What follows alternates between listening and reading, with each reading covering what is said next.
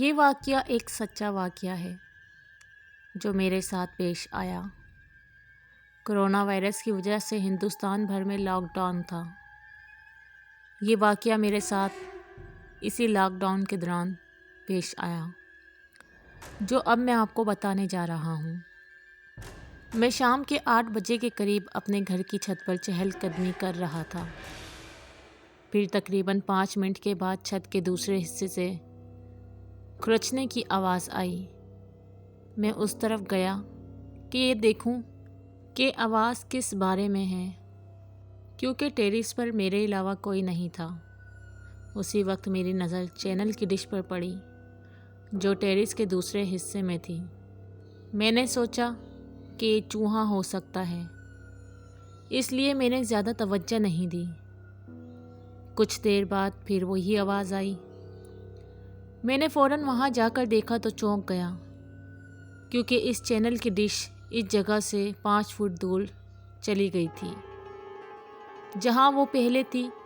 میرے معاشرے میں تو کچھ نہیں ہو رہا تھا، آخر یہ کیسے ہو گیا؟ بعد میں اسی جگہ کھڑا ہو گیا اور دیکھنے لگا کہ کیا میری آنکھوں کے سامنے سے حرکت ہو رہی ہے۔ اچانک ڈش اپنی جگہ سے ہوا میں تقریباً 2 فٹ بلند ہوئی اور نیچے گر گئی اور وہ اپنی جگہ ہلنے لگی۔ یہ دیکھ کر میں بالکل اڑ گیا۔ میں نے فوراً اس چینل کی ڈش کے مالک کو فون کیا اور اسے ٹیریس پر بلایا اور سب کچھ بتا دیا۔ پہلے تو اسے میری باتوں پر یقین نہیں آیا، لیکن جب یہ واقعہ دوبارہ اس کی آنکھوں کے سامنے آیا تو وہ بھی چونک گیا۔ کچھ دیر بعد آس پاس کے لوگ بھی جمع ہو گئے۔ لوگوں نے سوچا کہ شاید کوئی بھوت ہے جو یہ سب کر رہا ہے۔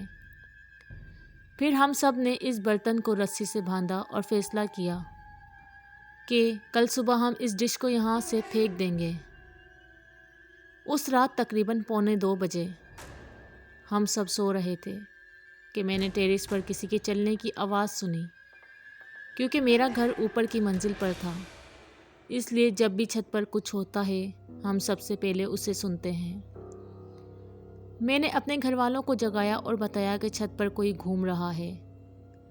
اس رات ہم سب نے ہمت جمع کی اور چھت پر چلے گئے کہ کون سب سے اوپر ہے۔ ہم نے اوپر جا کر دیکھا کہ وہاں کوئی نہیں تھا، لیکن چھت پر قدموں کے نشانات تھے جو عام قدموں کے نشانات سے بہت بڑے تھے۔ ہم ڈش دیکھنے گئے تو ڈش پوری چھت پر کہیں نہیں تھی۔ ہم نے سوچا کہ شاید کسی نے وہ برتن پھینک دیا ہے، لیکن قدموں کے نشانات نے ہم سب کو بہت ڈرا دیا تھا، کیونکہ ہم نے اس سے پہلے کبھی ایسے نشان نہیں دیکھے تھے۔ چونکہ رات ہو چکی تھی، اس لیے ہم سب نے مل کر فیصلہ کیا کہ اب جو کرنا ہے وہ کل صبح کر لیں گے، اور ہم اپنے اپنے گھروں کو چلے گئے۔ میں اس رات سو بھی نہیں سکا۔ میرے ذہن میں ایک ہی بات چل رہی تھی کہ کیا ہماری چھت پر کوئی بھوت ہے نا؟ اگلے دن صبح ہم سب دیکھنے ٹیریس پر گئے تو دیکھا کہ جو ڈش کل رات ٹیریس سے غائب ہو گئی تھی وہ آج اسی جگہ پر واپس آ گئی ہے۔ پھر ہم سب نے فیصلہ کیا کہ اس ڈش کو توڑ کر تباہ کر دیا جائے تاکہ بعد میں کوئی پریشانی نہ ہو۔ جب ڈش توڑا جا رہا تھا تو اس کے اندر سے کچھ کالے رنگ کا مادہ نکل رہا تھا جو بہت برا شور مچا رہا تھا۔ انہوں نے اس برتن کو توڑا، اسے ایک کھلی جگہ پر لے جا کر جلا دیا۔ اس وقت سے لے کر آج تک نہ کسی کی موجودگی کا احساس تھا اور نہ ہی کوئی آواز۔ دوستو، آپ کو یہ کہانی کیسی لگی کمنٹ کر کے ضرور بتائیں۔